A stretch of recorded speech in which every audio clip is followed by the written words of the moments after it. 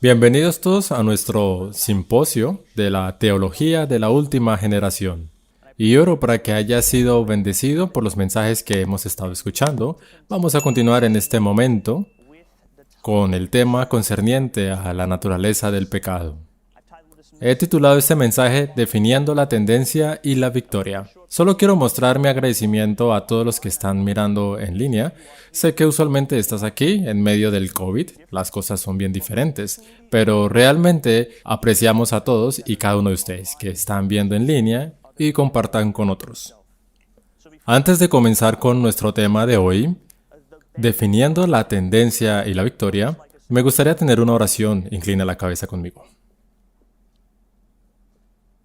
Padre que estás en el cielo, oro para que mientras estudiamos tu palabra, en este momento ilumines nuestras mentes con tu espíritu, perdones nuestros pecados y nos lleve más cerca de tu corazón, más cerca de Jesús. Esto es lo que oramos y lo pedimos en el nombre de Jesucristo. Amén. La primera sección de lo que vamos a hablar al considerar este tema, definiendo la tendencia y la victoria, abarcando la naturaleza del pecado, es la muerte y el pecado. Cuando se mira el tema de la salvación y cómo ocurre en la vida de uno, es fundamental entender primero la definición que se da en la palabra de Dios en lo que respecta al pecado en sí. Como entendamos la naturaleza del pecado determina nuestra comprensión de la soteriología, o como lo llamaríamos, el estudio de la salvación. Nuestro entendimiento sobre si nacemos pecadores o no depende de nuestra comprensión de la definición de pecado. También nos ayudará a comprender si estamos condenados por la naturaleza pecaminosa que todos poseemos o si nuestra condenación está conectada únicamente a nuestras elecciones. El primer texto al que iremos para que podamos obtener una comprensión precisa sobre este tema es Ezequiel 18:20. Generalmente se usa Ezequiel 18:20 para ayudarnos a obtener una mayor comprensión en lo que respecta a lo que sucede cuando morimos. Pero hoy lo veremos a la luz del tema de la naturaleza del pecado en sí mismo. La Biblia dice allí, el alma que pecare, esa morirá. El Hijo no llevará la iniquidad del Padre, ni el Padre llevará la iniquidad del Hijo. La justicia del justo será sobre él, y la impiedad del impío será sobre él. Note que el texto dice que el alma o individuo que peca morirá. Entendemos que esta muerte es una referencia a la muerte o pérdida eterna. Es sinónimo de lo que aparece en Juan 3:16. Los hijos no son culpados por los pecados de sus padres, ni viceversa. Sin embargo, algunos pueden mirar ese texto y recordar un segmento del segundo mandamiento que se encuentra en Éxodo 25 y declara allí con respecto a la prohibición de adorar imágenes esculpidas. Lo siguiente: no te inclinarás ante ellas ni las adorarás, porque yo soy el Señor tu Dios. Soy un Dios celoso que visita la iniquidad de los padres sobre los hijos, atento a esto, hasta la tercera y cuarta generación de los que me aborrecen. Mientras que el texto parece indicar que Dios visita, o contextualmente juzga, a los hijos por los pecados de sus antepasados, es exactamente lo contrario. La comprensión de la historia de los israelitas y de los cananeos nos da la respuesta. Lo que Dios está realmente buscando retratar en esta sección del segundo mandamiento no es que se juzgue a las presentes generaciones por los pecados de las generaciones pasadas, sino que juzga a las generaciones presentes en relación con los pecados de sus antepasados, porque ellos, la generación actual, continúan cometiendo o practicando esos mismos pecados. Fue porque durante un periodo de 400 años, los descendientes cananeos perpetuaron las abominaciones de las generaciones anteriores, Dios los juzgó, y su periodo de gracia y arrepentimiento terminó. Si esta es la verdadera lectura de Éxodo 25, entonces encaja perfectamente con Ezequiel 18, versículo 20. En otras palabras, el alma En el caso de Éxodo 20:5, el israelita que elige cometer los mismos pecados de las generaciones anteriores será juzgado no porque su padre lo haya hecho, sino porque él o ella, esa alma, cometió ese mismo pecado en su vida. Esto debe entenderse con el término tendencias heredadas para pecar, se traspasan, y las tendencias cultivadas para pecar. Cada generación dentro de su generación cultivó el pecado en sus propias vidas. Veremos esto a medida que leemos. La misma idea se repite en el Nuevo Testamento, en Romanos capítulo 5, versículo 12. Allí se lee, porque por un hombre, estamos hablando de Adán, entró el pecado en el mundo, y por el pecado la muerte. Y así la muerte pasó a todos los hombres. Note la razón que mencionamos en nuestro previo panel de discusión. Porque todos han pecado. Pensarías que el versículo había terminado al decir que la muerte a todos los hombres, porque Adán pecó. Pero el texto apunta a la poderosa realidad de que hombres y mujeres pueden experimentar la paga del pecado, que es la muerte eterna, porque ellos mismos eligen pecar. Por lo tanto, no somos juzgados ni condenados porque Adán pecó, sino porque elegimos seguir el ejemplo de Adán. El pensamiento poderoso es que todo lo demás en Romanos 5, desde el verso 12 en adelante, debe leerse a través del lente del versículo 12. Por ejemplo, lo que dice en el verso 17, pues si por la transgresión de uno solo reinó la muerte, los que reciben la abundancia de la gracia y el don de la justicia reinarán en vida por uno solo, Jesucristo. Algunos podrían decir, ¿ves? Los textos muestran que la muerte reinó sobre todos los hombres, debido a la transgresión de Adán. Al principio se ve así. Es por eso que el verso 12 es importante. Dos cosas se revelan en este versículo. 1. La muerte a la que se refiere aquí no es la muerte temporal de esta vida, sino la muerte eterna en sí. Sabemos que esto porque la muerte del verso 17 se contrasta con la vida que reinaremos con Jesucristo. Esta vida se menciona al final del verso 17.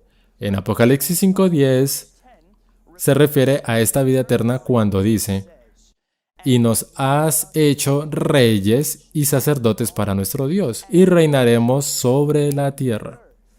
Observe que el texto dice que reinaremos en la tierra. La idea que se comunica es que el tiempo en que los santos reinarán en la tierra está aún en el futuro. Sabemos que este futuro está después del milenio. Cuando Jesús declara que los mansos heredarán la tierra, Mateo 5:5, en segundo lugar, si leemos el verso 17 a través de la lente del verso 12, lo que realmente dice el verso 17 es que por la ofensa de un hombre, Adán, la muerte reinó porque todos después de Adán, si lo estamos leyendo en el contexto del verso 12, eligieron seguir los pasos de Adán. Eligieron seguir su ejemplo. Otra cosa también es que si la vida que se menciona en el final del verso 17 es la vida eterna, amigos, sabemos que la vida eterna no se transmite simplemente, ¿ok? Cuando hablamos de la vida eterna, la vida no solo pasa de una generación a la siguiente. La vida eterna se da como un regalo y el individuo que lo recibe debe primero elegir recibirla.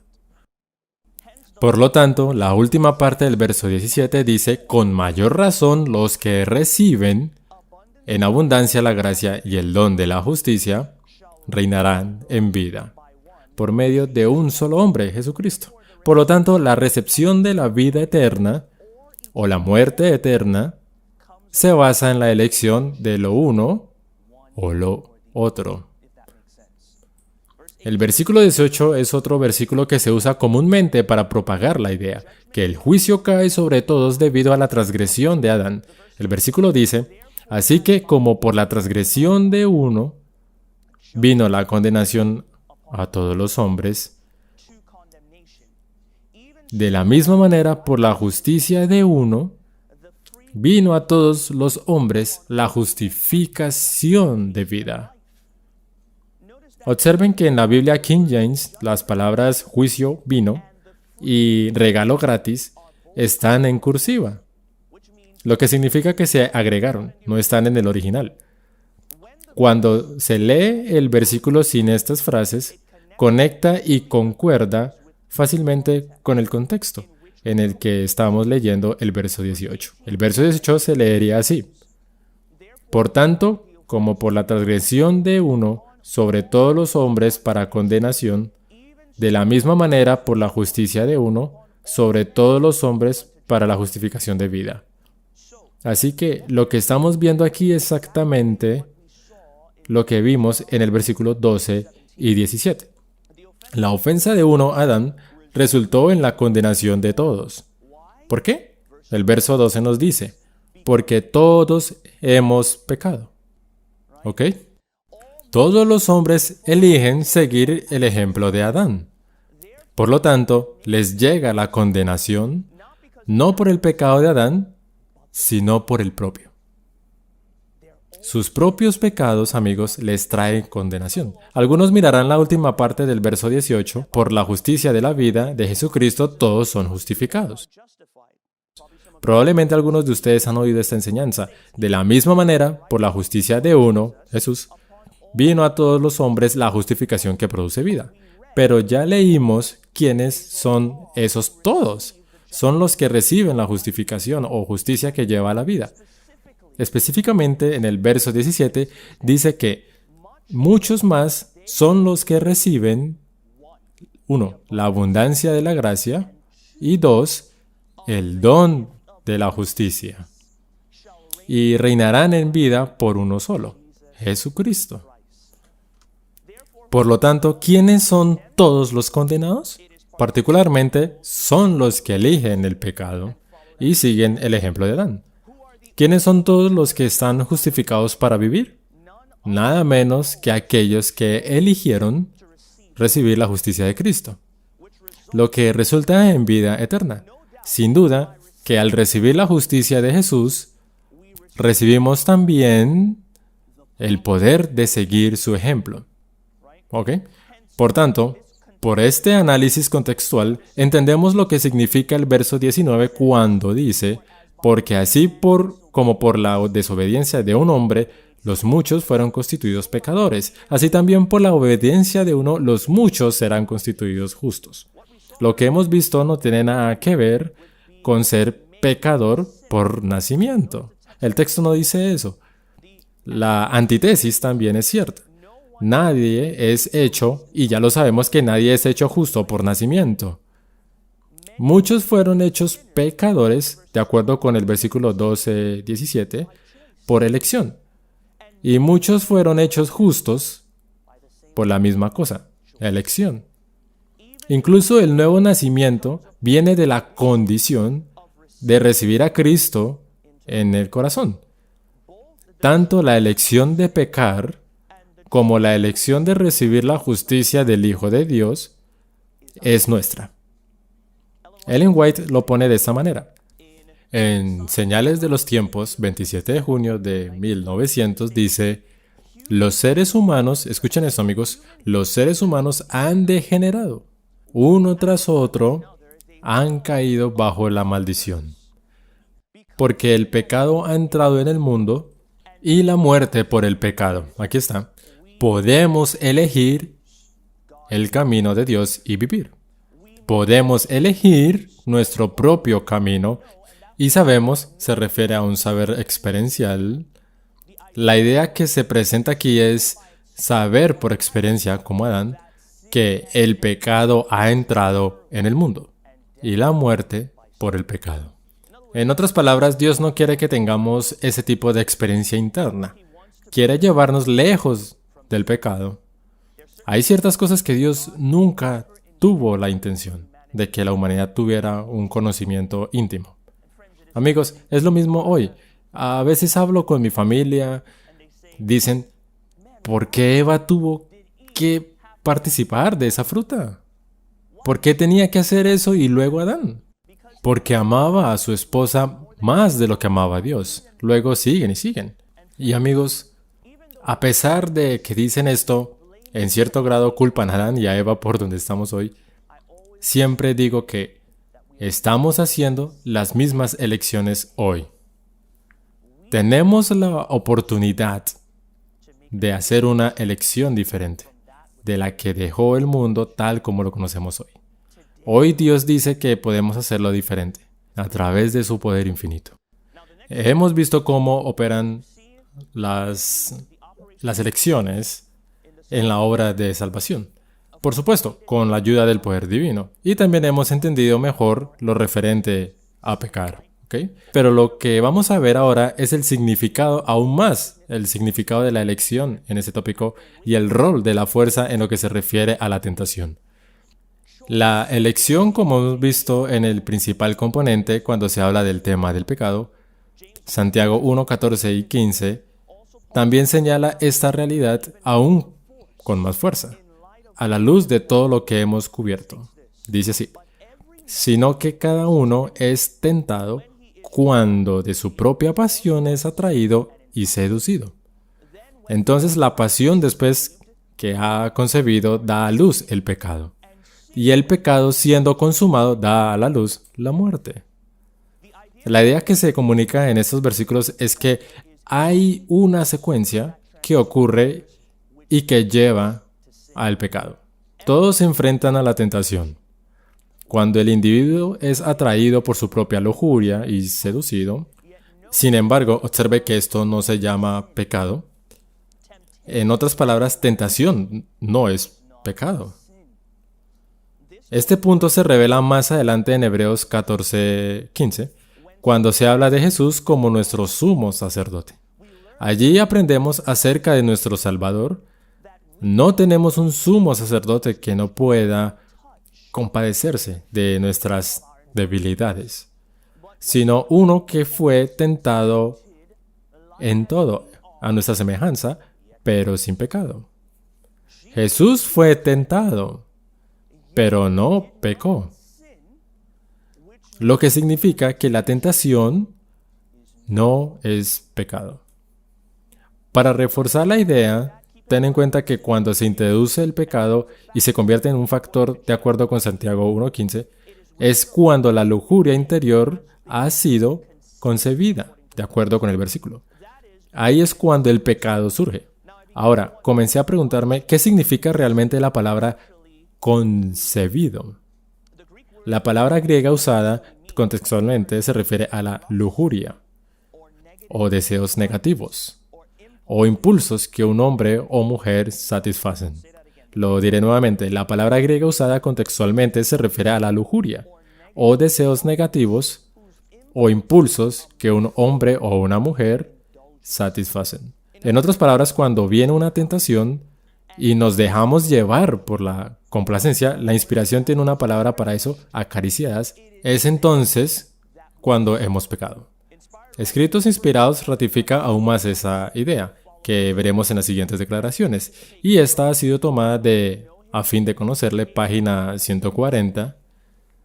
Dice que cuando leo esta declaración, amigos, quiero que piensen en alguno de los mejores personajes de la Biblia que puedan evocar en tu mente. Hombres que cuando los cristianos los miran, los apartan, como si estos hombres estuvieran en otro nivel que no se puede alcanzar. Es inalcanzable. Quiero que pienses en esto. Piensa en estos hombres cuando lea esta descripción. Hombres como José, hombres como Daniel. Dice así, hay pensamientos y sentimientos sugeridos y despertados por Satanás, que molestan incluso al mejor de los hombres. Así que piensan en Daniel, piensa en José, piensa en tu personaje bíblico favorito, que parecen tan impecables. Incluso a estas personas, dice el espíritu de profecía, que Satanás sugirió y despertó pensamientos y sentimientos opuestos a lo que Dios quería. Pero estas son las buenas noticias. Pero si no son acariciados, si son rechazados como odiosos, el alma no está contaminada con culpa ni es manchada por su influencia. Para que el alma no se contamine con el engaño ni de ninguna otra mancha por su influencia. Otra declaración dice lo siguiente: el pecado de hablar mal comienza por haber acariciado los malos pensamientos. El engaño incluye la impureza en todas sus formas. Un pensamiento impuro tolerado, un deseo acariciado, aquí está otra vez la palabra, acariciado, y el alma es contaminada, su integridad comprometida. Testimonio para la Iglesia, tomo 5, página 177. Basado en estas dos declaraciones inspiradas, estamos viendo que 1. El despertar de los impulsos pecaminosos no es el pecado. 2. La manifestación de los pensamientos pecaminosos no son pecado en sí mismo. Lo que constituye el pecado es cuando estos pensamientos e impulsos son complacidos o acariciados por la voluntad. Cuando con el libre albedrío que Dios nos ha dado, elegimos ceder a estos impulsos y pensamientos pecaminosos para complacerlos o acariciarlos, es entonces cuando pecamos contra Dios. También es importante notar que incluso la voluntad o la libertad de elegir no se puede forzar. El diablo no puede obligarnos a pecar. Sin embargo, hay momentos en que ciertas declaraciones de Ellen White son utilizadas para comunicar ideas totalmente contrarias a esto. Por ejemplo, las dos siguientes afirmaciones parecen dar la idea de que los hombres nacen pecadores, que el pecado de Adán ha sido heredado por su posteridad. Dice lo siguiente, y esto está tomado desde Señales de los Tiempos, 13 de junio de 1900. La caída de Adán en el jardín del Edén causó que todos pecaran. Pero en el jardín del Getsemaní, Cristo bebió la amarga copa del sufrimiento y muerte, para que todo aquel que cree en Él no perezca, sino tenga vida eterna. Otra declaración que parece también dar esa idea se lee así: como resultado de la desobediencia de Adán, cada ser humano es un transgresor de la ley, vendido al pecado.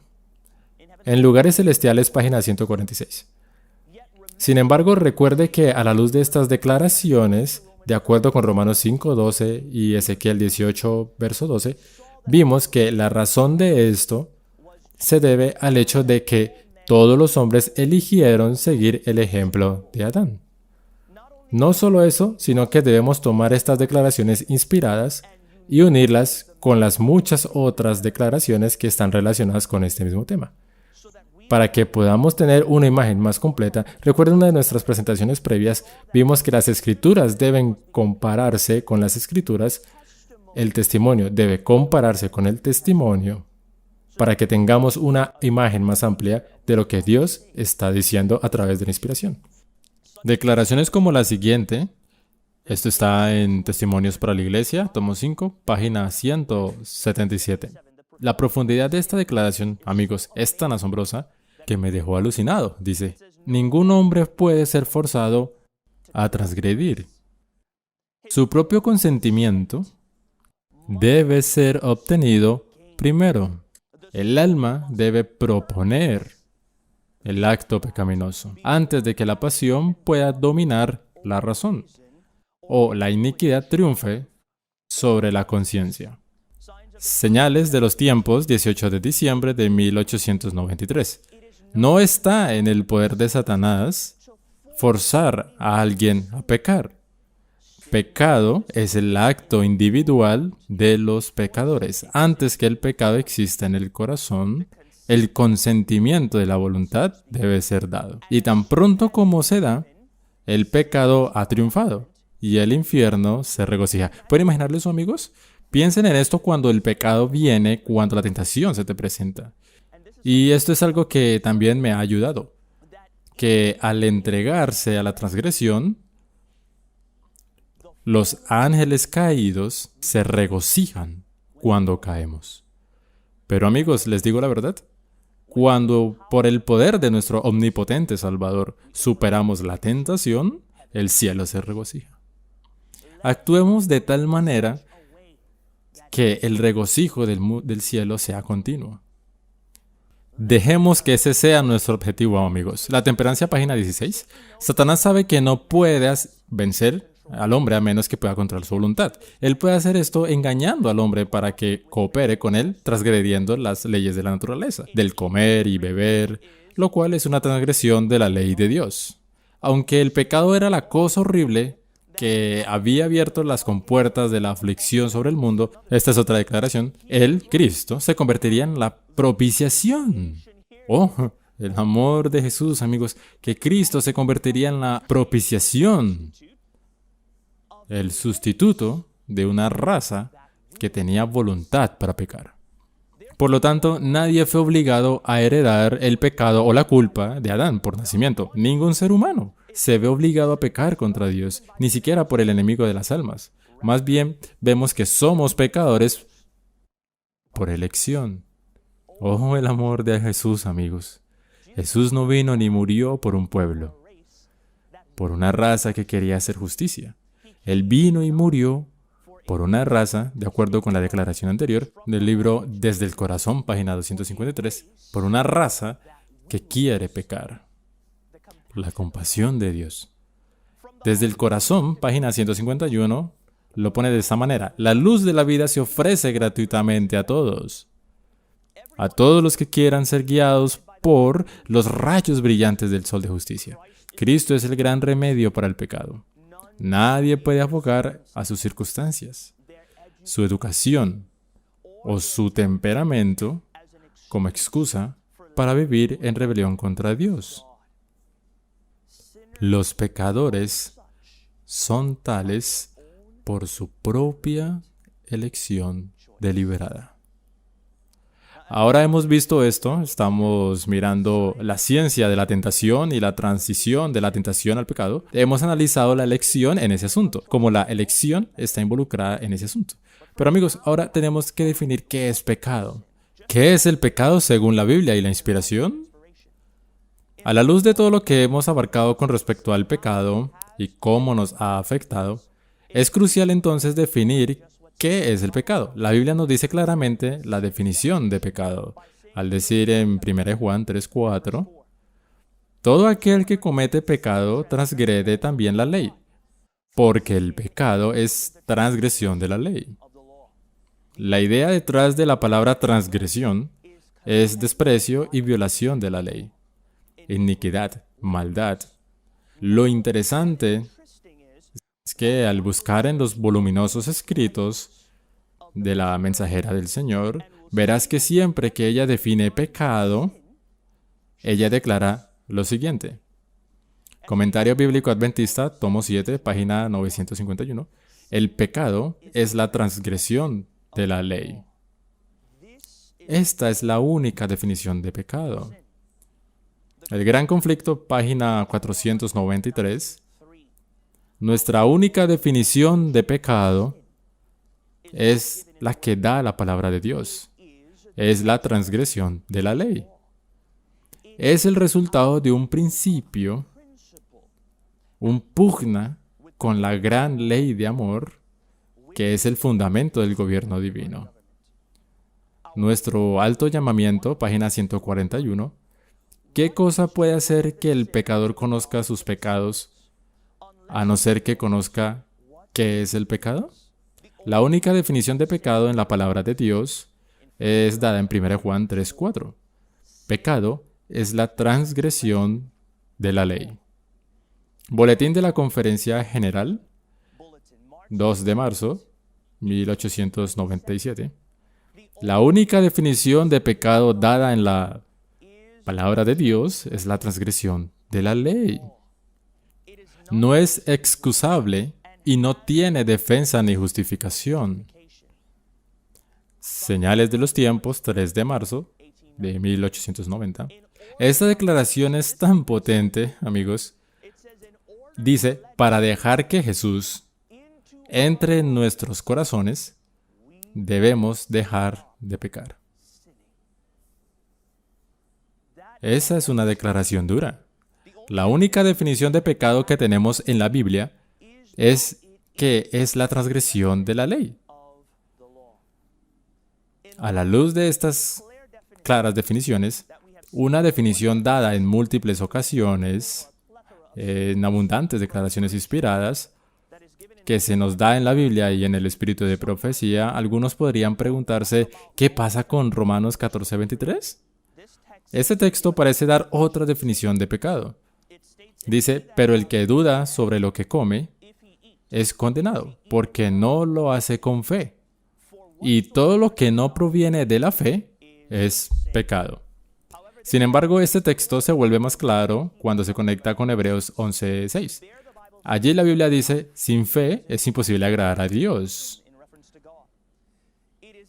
Debemos tener fe en la palabra de Dios, la cual es una expresión de su ley, la que somos incapaces de obedecer y de agradar a Dios. Sin embargo, si falta el ingrediente de la fe en Dios y sus mandamientos, entonces nos falta el único poder disponible para resistir la tentación. Como nos dice 1 Juan 5:4, porque todo lo que es nacido de Dios vence al mundo. Y esta es la victoria que vence al mundo, nuestra fe. Por tanto, 1 Juan 3:4 y Romanos 14:23 están diciendo lo mismo. Aunque el pecado es la elección voluntaria de violar la ley o los principios de Dios, ocurre cuando falta el ingrediente de la fe. Del continuo trabajo de ejercitar una fe viva en la palabra de Dios y en sus leyes y principios, este trabajo continuo durará hasta que aparezca el Hijo de Dios en las nubes de gloria. El trabajo continuo de someter el yo por el poder de Dios será un trabajo de por vida. Hechos de los Apóstoles, página 560 al 561, lo pone de esta manera. Mientras reine Satanás, tendremos que dominarnos a nosotros mismos y vencer los pecados que nos rodean. Mientras dure la vida, no habrá un momento de descanso, ni un lugar al cual podamos llegar y decir, alcancé plenamente el blanco. Este es un error común sobre aquellos que creen en la verdad bíblica de la última generación. Escuchas a muchos decir, ustedes creen, o eres de ese grupo de personas que creen que antes de que venga Jesús, no solo puedes alcanzar un carácter perfecto, además crees que llegarás a un momento en que digas, he llegado. Pero de acuerdo con la declaración que acabamos de leer, amigos, esto no es lo que estamos enseñando. En realidad estamos enseñando que solo el cielo, solo Dios sabrá cuándo este nivel sea alcanzado en nuestras vidas. Seguiremos luchando contra la naturaleza pecaminosa. No seguiremos cediendo a ella, sino que continuaremos luchando contra ella hasta la segunda venida de nuestro Señor. Pero por la gracia de Jesús, como veremos, puede llegar a un punto en nuestra experiencia en el que mientras luchemos contra la carne, no nos rendiremos por la gracia de Dios. Él puede llevarnos a ese punto, amigos. Puedes estar luchando con cosas en tu vida hoy y te preguntas, ¿puede Jesús darme la victoria? Amigos, les aseguro que el que intercede por nosotros puede darnos el poder de vencer. No determines la teología por tu experiencia. Deja que la palabra de Dios defina lo que es posible para ti en Jesús. Nuestra próxima declaración está en Desde el Corazón, página 297. Mientras Satanás lance sus tentaciones contra nosotros, tendremos que librar una y otra vez la batalla para vencernos a nosotros mismos. Pero mediante la obediencia de verdad santificará el alma. Ahora que hemos definido pecado como una decisión voluntaria, un acto que primero ocurre en el corazón, debemos ver otro factor crucial con respecto al rol que juega el diablo en un esfuerzo por tentarnos a acariciar el pecado. Es decir, el asunto de la naturaleza pecaminosa. Como hemos visto, no heredamos el pecado o culpa de Adán. Pero el pecado de Adán nos dejó una predisposición al pecado. Una inclinación, como lo llama la inspiración, hacia el mal. A esto se refiere la Biblia cuando dice el yo y la carne. Cuando Jesús le dijo a Nicodemo, lo que es nacido de la carne, carne es. Básicamente está ayudando a Nicodemo a ver la realidad que en el primer nacimiento es cuando los hombres, las mujeres y los niños son propensos a seguir la carne, también conocido como la naturaleza pecaminosa. Probablemente cantaste esa canción muchas veces, propenso a errar, Señor, lo siento, propenso a dejar al Dios que amo. De ahí la necesidad de nacer de nuevo, porque en el nuevo nacimiento, en lugar de seguir nuestra naturaleza pecaminosa a través del poder del Espíritu, seguimos la naturaleza divina. Dos nacimientos, dos naturalezas diferentes. Una atrayéndonos a la maldad y la otra llevándonos a la rectitud. El libro La Educación lo expresa así. En todo corazón existe no solo un poder intelectual, sino un poder también espiritual. Una facultad de discernir lo justo, un deseo de ser bueno. Pero contra estos principios lucha un poder antagónico. Los resultados de comer del árbol del conocimiento del bien y del mal se manifiestan en la vida de todo hombre. Hay en su naturaleza una inclinación hacia el mal. Una fuerza que solo sin ayuda, no solo se trata de una elección, sino de una elección ayudada por el poder divino, él no podría resistir. Para hacer frente a esa fuerza, para alcanzar el ideal, que es lo más íntimo de su alma, reconoce como única cosa digna, aquí está nuestra esperanza, puede encontrar ayuda en un solo poder. Ese poder es Cristo. Cooperar con ese poder es la mayor necesidad del hombre. ¿No debería ser acaso esta cooperación el propósito más elevado de todo esfuerzo educativo? Eso era de la Educación, página 29, párrafo 1. ¿Qué estamos viendo aquí? Estamos viendo la realidad de que heredamos algo de Adán debido a su caída. Pero no era su pecado, ni su culpa, sino una naturaleza caída, la predisposición al pecado, que fue adquirida después de la caída del hombre. Ahora, algunos pueden decir, ¿qué pasa con Salmo 51.5 y Salmo 58.3? David declara en Salmo 51.5, he aquí, en maldad he sido formado y en pecado me ha concebido mi madre. Debemos notar que no hay nada en el texto que indica que nació pecador, sino que asumimos que eso es lo que significa. Sin embargo, hemos comparado las escrituras con las escrituras y los testimonios con los testimonios y hemos visto lo contrario. Lo que el texto realmente está señalando es el contexto en el que nació David, que era un ambiente o mundo pecaminoso al que rodeaba a David en lugar de su condición. El Salmo 58.3 dice, se apartaron los impíos desde la matriz. Se descarriaron hablando mentiras desde que nacieron.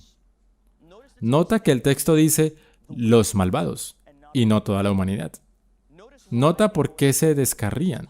Esto es poderoso. Estas son algunas declaraciones poderosas que nos revelan por qué se extraviaron desde el útero. Review and Herald, 28 de marzo de 1893. Los niños son dejados crecer solos, en lugar de ser enseñados. Se piensa que los pobres pequeñitos no pueden saber ni entender una corrección a los 10 o 12 meses de edad. Y comienzan a mostrar terquedad desde muy pequeños. ¿Por qué pasa eso? ¿Porque nacieron pecadores? No, mis amigos. Fue porque los dejaron crecer sin ser enseñados. Por eso es la influencia de los padres es tan crucial en nuestras vidas. Una influencia piadosa de los padres. La conducción del niño, página 289. Tiemblo especialmente por las madres cuando las veo tan ciegas y que sienten tan livianamente la responsabilidad que descansa sobre una madre. Ven a Satanás que está trabajando en el niño, caprichoso aún cuando tenga pocos meses de edad, lleno de ira rencorosa. Satanás parece poseerlos completamente. Hemos visto por qué estas cosas pasan una vez que un niño sale del útero. Es porque Satanás está trabajando para desviar a ese niño. Otra declaración que se usa para apoyar la idea de que la culpa y el pecado involuntarios son heredados por los descendientes de Adán es inevitable que los hijos sufran las consecuencias de la maldad de sus padres, pero no son castigados por la culpa de sus padres, a no ser que participen de los pecados de estos. No olviden esa afirmación. Generalmente, los hijos siguen los pasos de sus padres. El ejemplo, ¿cierto? Esto fue tomado de Patriarcas y Profetas, página 306. Pero note dos cosas en la declaración. Pero ellos, hablando de los hijos, no son castigados por la culpa de sus padres, excepto a medida que participen en sus pecados. Así, la idea de que el hijo hereda la culpa del padre, o incluso es castigado, es totalmente rechazada. Segunda idea, es inevitable que los niños sufran las consecuencias de los malos actos de los padres. Nota que los niños sufren las consecuencias de las malas acciones de los padres. Hay una transmisión de las consecuencias del pecado, pero en ninguna parte dice que haya una transmisión del pecado en sí mismos. ¿Ok? En conclusión, a la luz de todo lo que hemos visto hasta ahora, ¿qué podemos concluir? 1. Los hombres y las mujeres experimentan la muerte eterna, no por el pecado de Adán, sino porque todos hemos pecado. En otras palabras, elección. Hemos elegido seguir el ejemplo de Adán. Por lo tanto, a menos que elijamos recibir a Jesús, quien es nuestra vida, la única otra opción es ausencia de vida en sí misma, ya que la paga del pecado es muerte eterna.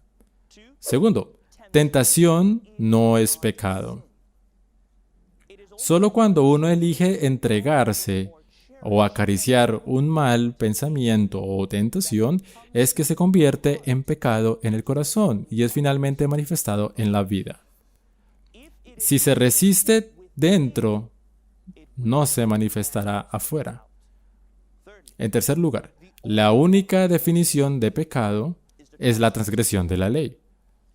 Es cuando violamos los principios de Dios que nos convertimos en pecadores. Nacemos con una naturaleza degenerada o pecaminosa, inclinada al mal, pero esto no constituye pecado en sí mismo. No nacemos pecadores, sino que nos convertimos en pecadores mientras cedemos a la atracción de la naturaleza pecaminosa, conocida también en las Escrituras como la carne. La única manera de vencer la naturaleza pecaminosa es ser partícipes de la naturaleza divina. Solo a través del poder de Jesucristo podemos resistir. Participando del poder del Hijo de Dios, podemos seguir el ejemplo de su vida santa, que podemos recordar la siguiente declaración mientras concluimos. Esta declaración es tan sorprendente a Manuscritos Liberados, tomo 9, página 238. Dice lo siguiente.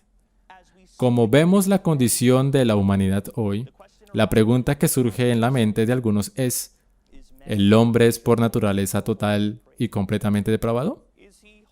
¿Está desesperadamente arruinado? No, no lo está. El Señor Jesús dejó las cortes reales y, tomando nuestra naturaleza humana, vivió una vida tal como todos pueden vivir en la humanidad. Justicia en carne de pecado. Jesús reveló la vida que el hombre puede vivir, siguiendo su ejemplo. Podemos perfeccionar una vida en este mundo, la cual es un ejemplo de justicia, y vencer como Cristo nos ha dado ejemplo en su vida. Continúa revelando que la humanidad puede conquistar como Él, como el gran modelo conquistó. Amigos, al cerrar hoy, lo que Dios nos está revelando es la realidad de que lo que se manifestó en la vida de Cristo puede manifestarse en tu vida y en la mía. Pero debemos conectar nuestra voluntad con la reserva del poder omnipotente. Y mientras lo hacemos, esto es lo que Cristo en realidad nos dice, que nuestra voluntad unida con la infinita y omnipotente voluntad de Dios se vuelve omnipotente. Amigos, estamos llamados a tener una voluntad indomable, una voluntad que no se puede romper mientras nos rendimos al Hijo de Dios. Que esa pueda ser nuestra oración para que podamos tener ese tipo de carácter. Una voluntad que se rinde completamente, que se vuelve tan poderosa que puede resistir al pecado y a Satanás. Inclina tu cabeza conmigo para concluir. Padre Celestial, hemos abarcado mucho este día y oro para que cada una de estas presentaciones y las que vienen nos den claridad sobre el gran trabajo que deseas hacer en nuestros corazones y en nuestras vidas. Señor, haz ese trabajo para que puedas producir un pueblo que pueda vivir una vida tan piadosa que apresurará la segunda venida de Jesús. Oramos que hagas esto en nosotros. Sé que hay algunos que están escuchando justo ahora que pueden sentir que no hay esperanza para ellos. Déjales saber que en ti no solo hay esperanza, sino que hay victoria y hay vida abundante. Oramos y pedimos estas cosas en el nombre de Jesucristo. Amén.